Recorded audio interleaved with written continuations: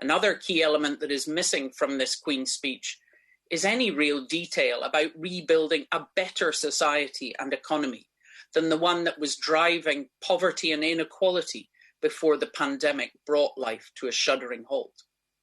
We all know we need to have a different economic model ahead of 2030 if we are not to burn or consume the planet.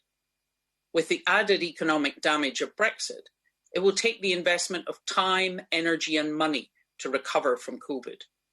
We therefore have a choice about what kind of society we want to rebuild, one that exacerbates inequality or one which focuses on the well-being of everyone who lives here.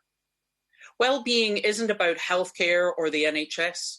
It's much more than an absence of physical or mental illness. It comes from having a decent start in life, a warm and safe home, enough to eat, and fair opportunities at school and beyond. Scotland already has a broad range of well-being policies for all ages, from the baby box to welcome newborns, through to free personal care to support our older or vulnerable citizens. The Scottish Government is the founder of the Wellbeing Economy Governments Group with Iceland and New Zealand. They have already committed to a Wellbeing and Sustainability Act to ensure that every level of government and every public body in Scotland put the health and well-being of local people at the heart of all policy decisions. We've seen the impact of COVID on those in low-paid and insecure jobs who, without decent sick pay, simply couldn't afford to isolate when they tested positive for COVID. Failing to properly support people to isolate has been one of the biggest mistakes in the UK government's COVID response.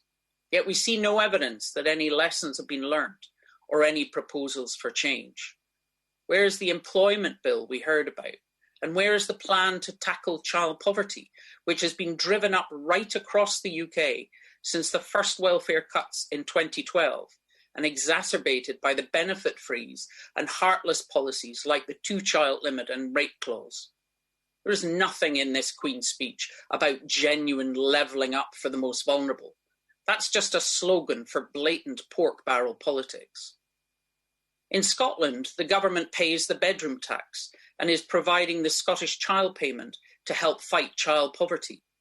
But more people are beginning to recognise the effort and money which is spent just trying to mitigate the policies of Tory-led governments, which repeatedly put the heaviest burden on the weakest shoulders.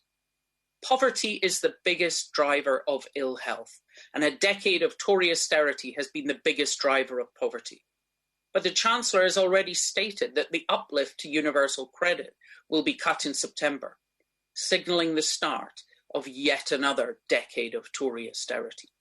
The people of Scotland certainly aspire to something better, a fairer society that looks out for those who need support. As we rebuild from the pandemic, we need to move away from an economy based on relentless growth and consumption to a more sustainable one, which values people rather than just GDP. This demonstrates the clear blue water between the UK government's plan for yet more austerity, poverty and inequality, and our vision for a fairer, healthier and more sustainable independent Scotland. The people of Scotland have the right to choose between these two visions. In Scotland, more people are beginning to recognise that we need the full powers of a normal, independent country to be able to direct our recovery from COVID and build the better country we want to live in and pass on to our children and grandchildren.